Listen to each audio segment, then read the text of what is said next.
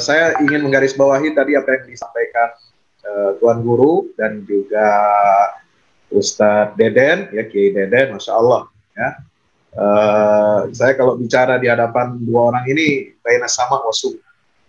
Ya, saya sumurnya aja. Ya, kita tempat tak menadah airnya, ya kan. Tadi menarik ketika UBN tadi sudah menyinggung ayat la tasma'u lihadzal Qur'an walghaw fihi la'allakum taghlibun. Ya, bagaimana Al-Qur'an itu ditakuti ya oleh orang-orang kafir. Ditakuti oleh orang-orang kafir, bahkan sampai hanya dengerin suaranya aja itu sudah mereka ini mereka itu merasa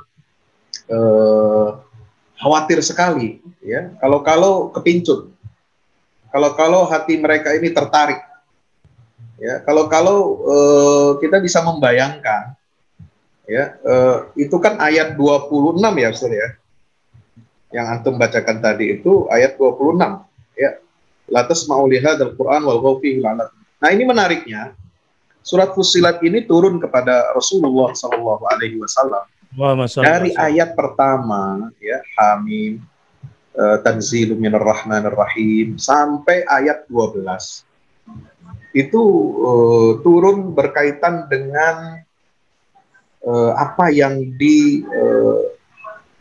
dikhawatirkan oleh pemuka-pemuka Quraisy. Ya, ini kan periode Makkah ini. Jadi Al-Quran itu mengeksiskan dirinya di tengah-tengah ya, kaum Quraisy, di tengah-tengah dominasi kemusyrikan itu dengan fasahatul bayan, dengan kekuatan kata, ya, kekuatan kata, redaksi, kekuatan ayat. Ya, karena Nabi saat itu belum memiliki kekuatan senjata, belum ada kekuatan daulah negara, belum ada kekuatan materi, ya, belum ada kekuatan fisik, kekuatan diplomasi apalagi jauh. Yang dimiliki oleh Rasulullah SAW di periode Makkah ini adalah betul-betul adalah kekuatan redaksi, kekuatan ayat-ayat Al-Quranul Karim.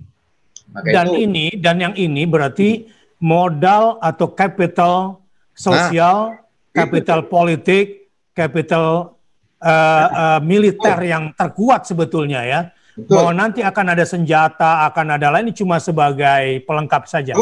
Pelengkap saja. Makanya saya sering mendengar UBN itu selalu mengutarakan ayat wajahidhum bihi jihadan kabira. Iya. Itu kan ayat Makkiyah. Berjihadlah menghadapi orang kafir dan musyrik bihi dengan Al-Quran. Jadi sebenarnya modal utama itu adalah Al-Quran. Ya. Dia ini kata-kata yang bisa mengubah dunia. Bayangkan. Sehingga mohon maaf ya, kita nggak setuju ataupun kita menolak pemikiran Nasr Hamid Abu Zaid. Kalau kita bicara liberalisme ini, buku saya tentang liberal itu, dia mengatakan apa? Islam ini adalah hadaratun nas, peradaban teks, ya, karena berpusat kepada teks, ya. Tapi salahnya Nasr Abu Zaid dan kawan-kawan itu ingin seolah-olah secara insinuatif ingin menghina atau melecehkan, mengatakan bahwa ini umat Islam akhirnya jadi menghambakan atau memberhalakan teks, bibliolatri terhadap teks, seperti halnya dulu Kristen menghambakan atau memberhalakan teks. Nah, itu yang diungkap oleh siapa itu ya, penulis-penulis liberal ya, dalam buku metodologi studi Al-Quran, kayak siapa Ulil, Moksid dan sebagainya.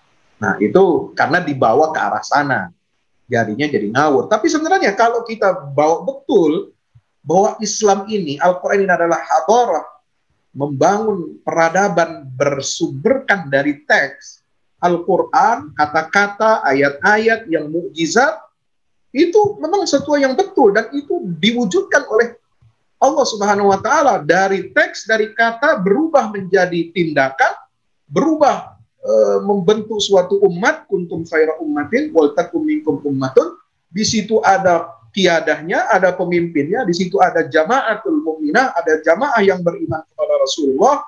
Lalu kemudian dengan seperangkat yang luar biasa itu Allah menjadikan Islam ini berangkat dari teks itu, Al-Quran ini menjadi peradaban yang besar. Nah, menariknya sahabat-sahabat yang dirahmati Allah, Tuan Guru yang saya muliakan, ini riwayat Asbabun Nuzul surat Fussilat ini menarik, ya. Ketika itu para pemuka Quraisy ini kan kongko-kongko, mereka punya tempat diskusi, punya tempat musyawarah, itu kan terkenal ya di Darun Nadwah. Ya, bagaimana diriwayatkan dalam hadis oleh Jabir bin Abdullah, Abu Jahal dan para pemimpin kaum Quraisy itu berkata, ya, ini apa yang dibawa oleh Muhammad ini ancaman. Ya, jika kalian temukan seorang ahli sihir, ahli tenung, ahli syair, maka hendaklah dia berbicara dengannya dan datang kepada kita untuk menerangkan maksud yang disampaikan oleh Muhammad.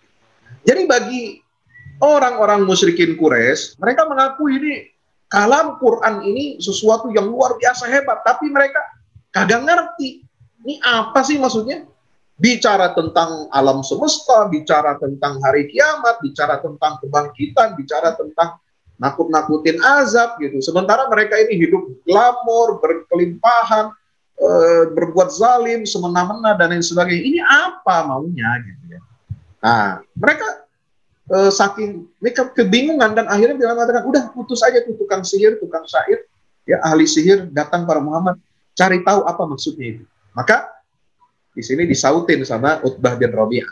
Apa kata Utbah bin Rabi'ah? Demi Allah, aku benar-benar telah mendengar sihir, tenung dan syair, tapi aku benar-benar ya memahami apa yang engkau bacakan wahai Muhammad yang tidak pernah dibaca oleh tukang sihir dan tukang tenung.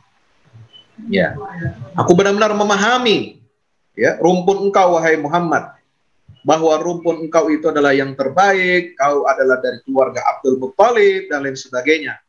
Lalu Utbah ya sambil nodong Rasulullah mengatakan begini, kenapa engkau cela Tuhan-Tuhan kami? Kenapa engkau menganggap kami sesat? Jika kamu menginginkan wanita, kami bisa berikan berapa puluh wanita yang paling cantik yang kamu inginkan. Kalau kamu ingin menghendaki harta, kami bisa kumpulkan harta ya sesuai dengan yang kamu inginkan. Maka setelah itu Rasulullah mendengar ucapan Utbah, beliau baca surat Fussilat ini sejak permulaan ayat sampai ayat yang ke-12. Fa in a'radu ya faqul andartukum sa'iqatan mithla sa'iqati 'adin wa thamud dan seterusnya itu. Ya, maka lalu kemudian apa yang terjadi? Disitulah Nabi menyampaikan peringatan dari Allah bahwa sampai ayat permulaan sampai ayat tersebut bahwasanya aku ya terangkan malapetaka yang pernah ditimpakan, aku peringatkan kalian dengan hal yang sama malapetaka yang telah menimpa kaum Ad dan kaum Tsamud. Maka disitulah setelah mendengar ayat yang dibacakan Rasulullah, Utbah ini diam 1000 bahasa lalu balik ke rumahnya ya, dan dia lewat kawan-kawannya Abu Jahal dan lain sebagainya itu dengan wajah yang lain seperti terkena sihir. Kata Abu Jahal, wahai Utbah, engkau tidak datang kepada kami ya, engkau pergi dan balik tidak seperti wajah engkau ketika pergi. Apakah engkau telah kena sihir Muhammad? Utbah marah dan bersumpah tidak akan berbicara lagi dengan Muhammad sallallahu alaihi wasallam. Demi Allah, kata Utbah, aku pernah berbicara dengan. Lalu ia jawab dengan satu jawaban yang tadi itu. Ya, dan aku bisa memastikan bahwa Al-Qur'an ini bukan syair, Al-Qur'an bukan sihir, Al-Qur'an bukan pula tenung. Ya, lalu sampai ya kepada satu ayat yang tadi dibacakan oleh Rasulullah, fa in a'radu faqul andartukum sa'iqah. Ya, diberikan apa? Peringatan. Itu apa? Sa'iqah itu apa ya? Suara keras. Suara yang keras, ya kan? Yang menakutkan, azab seperti yang ditimpakan Allah kepada kaum Ad dan kaum Tsamud. Nah, oleh sebab itu, ini sangat menarik. Makanya ayat la tasma'u li hadzal Qur'an itu datang ya setelah ayat-ayat ini, ya setelah 25 ayat yang pertama surat Fussilat itu, karena memang pengaruhnya sangat luar biasa. Utbah bin Rabi'ah itu khatibul Arab, ya, orang yang paling cerdas, paling pandai dalam syair. Dia termasuk selevel dengan Al-Walid bin Mughirah, ya. Dia orang negosiator, dia seorang ahli sastra, dia ini macam-macam. Dia saja, ya, akhirnya nyerah, mengalah, ya, dan tidak bisa menghadapi wahyu yang diturunkan oleh Allah kepada Nabi Muhammad SAW. Jadi singkat kata, Al-Quran ini memiliki pengaruh secara psikologis yang sangat luar biasa. Ya, kekuatan Al-Quran itu sebelum dilengkapi oleh Rasulullah berdasarkan petunjuk wahyu dengan kekuatan-kekuatan yang lain, dia adalah kekuatan kata. Dia adalah kekuatan i'jaz. Dia adalah kekuatan kenapa i'jaz bagi orang musyrikin? Karena kekuatan kata Al-Quran itu melampaui, ya, kebiasaan manusia, melampaui rasionalitas manusia. Bukan berarti tidak rasional Al-Quran, tapi melampaui. Karena kehidupan kaum musyrikin saat itu dikungkung, dibatasi oleh dunia materi. Ya, mereka terpenjara oleh materialisme, terpenjara oleh hedonisme, terpenjara oleh lingkungan yang sangat rusak dan merusakkan itu. Maka Al-Quran datang membawa program, ya, program Allah, ya. Ini masyru', proyeknya Allah, bagaimana menciptakan peradaban yang baru dengan islah, dan itu wujuhul i'jaz. Kalau kita lihat dalam kitabnya Syekh Muhammad Abdul Aziz Az-Zafani, kitab Manahilul Irfan fi Ulumil Quran, itu beliau menyebutkan ada 14 jenis kemukjizatan Al-Quran. Ya, itu secara baik, secara runtut, secara ilmiah dijelaskan di situ, mulai dari bahasa dan uslubnya, metode penyusunannya, ilmu-ilmu yang terkandung di dalam Al-Quran, kemudian wafa'uhu bihajatil bashar, ya, Al-Quran ini sanggup untuk memenuhi seluruh kebutuhan-kebutuhan manusia, ya. Kemudian bagaimana rahasia-rahasia alam semesta ulum kauniyah itu disingkap dalam Al-Quran. Kemudian bagaimana Al-Quran ini membawa siasah islah, perbaikan manusia dalam akidah, dalam ekonomi, politik, sosial, dan lain sebagainya. Lalu ada kemukjizatan alam gaib, ya, berita-berita gaib yang dibawa oleh Al-Quran itu luar biasa. Ada ayat-ayat yang di situ penuh dengan mukjizat, dan ada pengaruh Al-Quran dan bagaimana Al-Quran ini sukses membangun peradaban. Saya kira itu dulu.